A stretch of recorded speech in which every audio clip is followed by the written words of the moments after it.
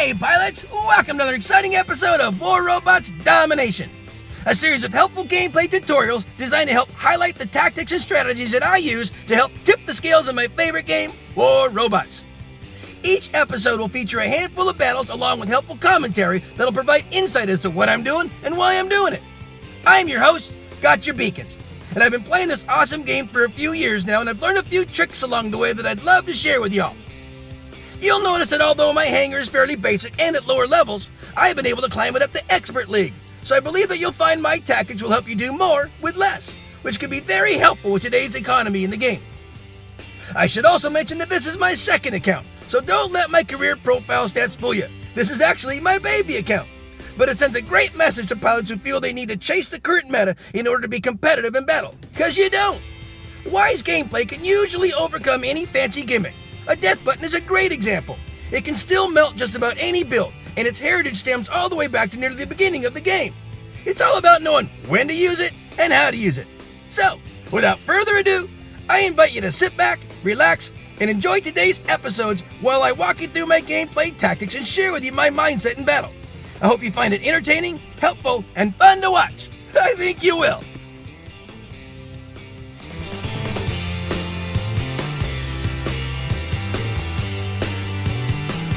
Let's start by introducing my hangar. We got Frick and Frack, my Death Button Raven and my Russian Death Button Raven. Then we got the General, my Trident Fury.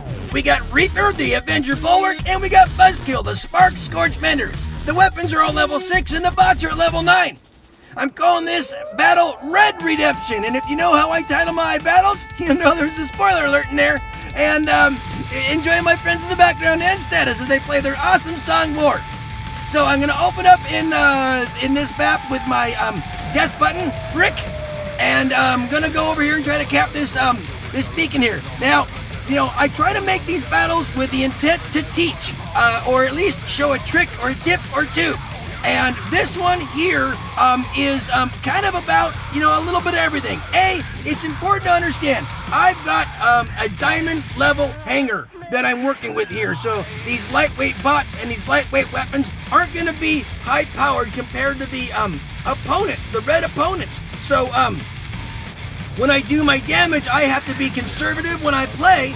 Otherwise, I'm going to be taken out quite easily, just like Frick was. Now I'm in Frack, my Russian Death Button. But I'm doing what I can. But knowing that, I try to play conservative, and I'm assuming that I'm in with other mates that do have standard weaponry for this level, and I'm really kind of backing them up.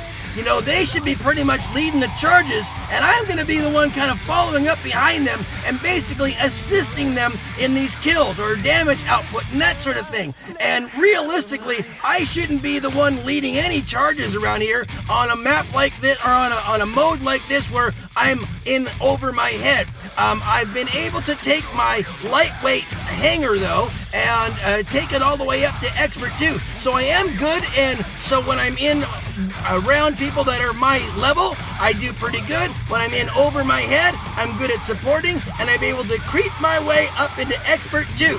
But again, when I see that I'm in over my head though, and I know that I'm playing in with a bunch of Masters and Champs and MK2 bots and maxed out hangars, there's no reason or no way I should be the one leading the charge. Now, here we go. We were up 4 beacons to 1, and we were doing really good. And that's a great thing. That means my team has been running around doing a great job. But now I see 2 guys over here kind of sitting back in a safe position. I'm going to take Reaper down, my Bulwark, with Avengers. I'm going to try to light up the center there what I can, but I shouldn't be leading any charges. These guys should be coming in, but you know what? They've got bots that are very ineffective on Moon, and they're not doing a lot of damage. And right now I can see over to my left, or to my right there, there's 3 of my mates sitting over there, and they're kind of staying over there. They're not going around. And right now, the Reds are slowly but surely going around and actually liberating all the beacons. It's a sad thing to see that we were up so well, and we really had this thing sewed up, and yet somehow now, it is slipping away. And why? Because the Reds are playing smart. Look at that. They've got 5 beacons to our none. And I can see over to my right a whole bunch of blues standing there, over there, not going after any beacon. So that is the why I'm making this video. This is kind of how not to do it. it shows that you gotta keep your head on the entire game and always be looking for an advantage and how to take it. Always be focusing on beacons first, damage second. You should always be heading toward a beacon. If you run into resistance, then you go for a battle. But you should always be looking to cap a beacon and then simply hold it. If you're holding a beacon and no one's challenging you, stay there. Hold it.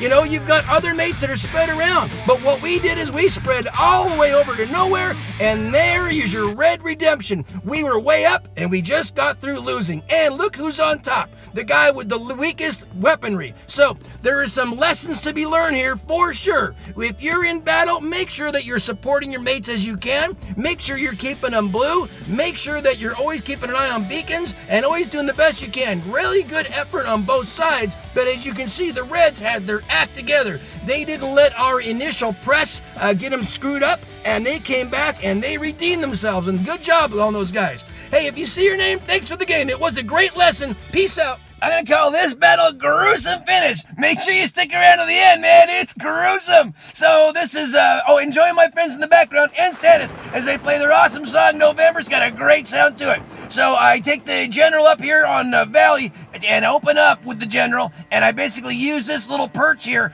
My target point is protected, and I can get a good shot on that and cover that beacon over there. I can look straight across and see if there's anyone coming up, and whoa, the Reds are making they're making a very organized and controlled push to our rear spawn beacon, which is quite amazing. Usually you see something like that when they're all on comms, but like Discord or something, but these guys, I don't know, this is a solo random match, but man, they got together real quick. Like, that was pretty amazing. Now I'm in a team with a bunch of other mech experts and champions, and we all know the drill, and although that was kind of scary there, but our guys know how to push back, and we can spread the field too. And while those guys were all clumped up doing that, it was a great idea probably, but we went around and kept a few beacons, so we didn't lose that much ground in that little organized pursuit there. I keep stepping up a little bit too high and revealing my target point, and that's a mistake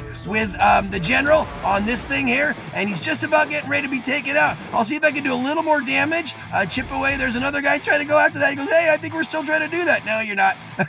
Anyway, so now we're up 3 beacons to 2. We're going to start coming back here. I'm going to hop out of the general, get into Frack. Frack is my Russian death button Raven. I'm going to take out the guy that was chipping away at the general. I'm going to start chipping away at the next guy. I'm going to choose that beacon over there as my next little side project. But that's what you do. Hey, when the Reds launch an offensive, you got to push back. You don't just sit there and take it sitting down.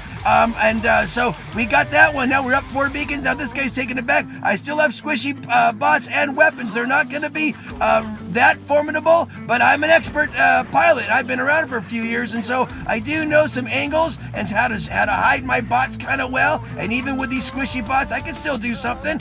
Okay, so now I'm going to hop into Frick. Frick is my death button Raven. And with that splash death button, well, guess what? That means you're gonna die if you turn your back on me like that guy did. And guess what? You're done too. He pissed me off earlier. So now I'm gonna see if I can liberate this beacon. I may not be able to cap it because they've got my target, but yeah, at least I didn't liberate it, but I unclaimed it. So now I'm gonna take Buzzkill. Buzz is my Spark Scourge Mender. He buzzes and he kills you, and he's a tough little son of a gun. So I'm gonna get in there. I got that module that allows me to see people that are stealth, and I was able to kill that guy. I'm gonna go back here and now claim that one to be blue. That puts us up 4 beacons to 1, and they are running out of bots. So that is the one tragedy that's associated with one of those big pushes like that, is you take all your guys and you take a whole level of guys out in one big shot. So yeah, they all caught the beacon, but hey, they used 4 guys to cap 1 beacon, and now it's starting to hurt them. And that, you guys, is the Gruesome Finish. They're all done, and there's a green banner coming. Woo-hoo! Good job, Blues. Hey, it was a great battle. It was a great lesson. I hope you learned something there. Look at the great pilots that are here on both sides.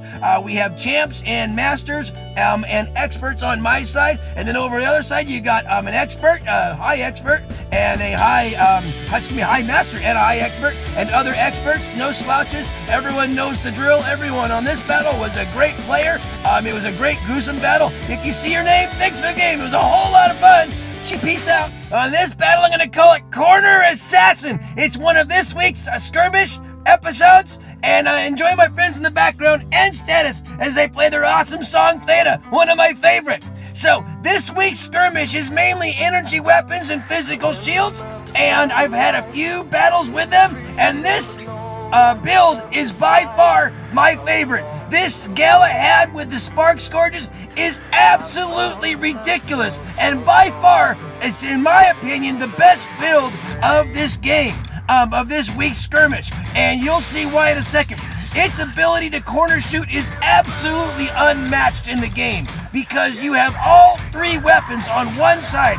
You do have that physical shield, which is one of the strongest physical shields in the game, but who needs it if you can corner shoot like this guy can? I'm gonna block most of the shots coming at me just with the corners that I'm using, and this guy is just an assassin. You're gonna see this as we go through this. I can't count how many kills it's at the end of the game, but almost all of my kills and all of my damage are from this guy. Most of his body is protected by his ability to corner shoot. It's absolutely so good. I'm really considering grabbing one of these things. I got my little buzzkill Spark Scourge Bender that I use, and he's really an awesome tough guy. But my eyes have been open on this thing, man. If you guys are running Galahads out there and you run this build, it is just ridiculous. You don't even take half the damage. This right now I'm getting positioned up, but my shield really hasn't even taken much damage, and these are obviously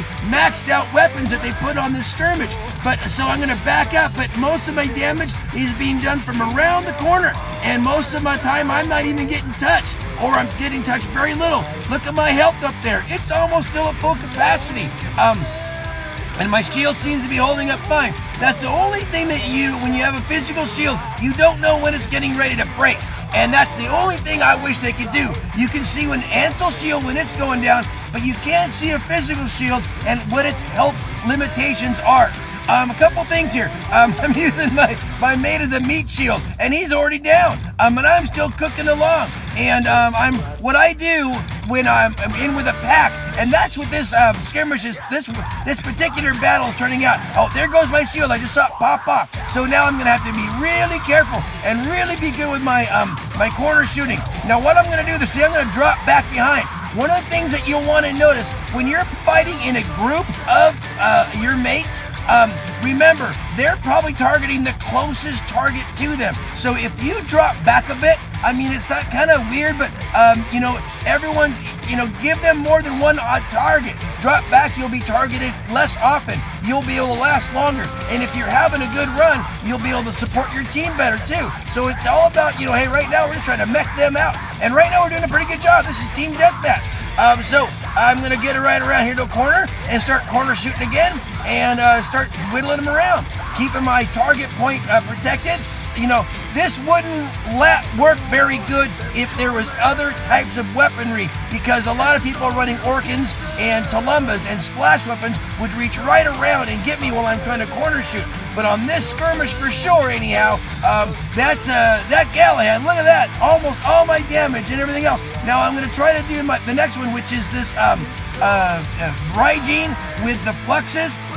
I don't normally like this build because you have to basically stop and park in order to do your damage, where most of your damage is, as well as put your shield up. So I'm not a fan of the Rygene for that reason. It's like, yeah, if you want to just sit completely still, that's fine. As soon as you put your shield up, you actually increase your weapon output, and that's why you do it. But at the same time, you're just a sentry right there, and I like moving around because the battle's never in one spot. This particular battle, it is. So I went ahead and took the Rygene and said, well, I'll just park here. It seemed like the Reds seem to be content with coming around our corners and just letting us have a, face-to-face confrontation. But look at this. Because of that, this right gene shield is already put out. I wasn't nearly being able to get the same kind of output as I was with that Galahad. So by far, that Galahad is just by far, it's the corner assassin, and that's why I named this battle that.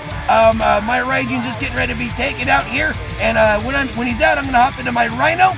They're just about down to a few guys here, so I'm gonna take my Rhino out. I see they've got a pilot heading on over here to the left. Looks like we got all those guys over there. I'll go ahead and face this guy one-on-one. And oh, it's their little Garrett. That's cute. Okay, let's see how this is gonna work out. I think you all know. Either they're gonna run out of time, or yeah, they are. Hey, at least he made it to the end there. Good job, little guy. So that was it. So that was my corner assassin, the Galahad. By far the best build this week. Let's take a look at the pilots that were on the team. I had a pretty good damage output there. And as you saw, almost all that was done with that Galahad. What a great build. So if you are going to still run some skirmishes, that's a good one to run with. You probably are all having good luck with that. On the other side, you know, this is also skirmish. You're going to have varying levels of rank on both sides, from champs all the way down to bronzes. And there's a bronze in the bottom. Sorry, guys. I'm not sure what happened there for you, but hey, if you see your name, thanks for the game. It was a great week this week. Had a lot of fun with skirmish. Peace out, guys. Well, friends, that just about wraps it up for another episode. Thanks so much for watching. I hope you enjoyed what you saw and are able to take something you learned and use it in battle.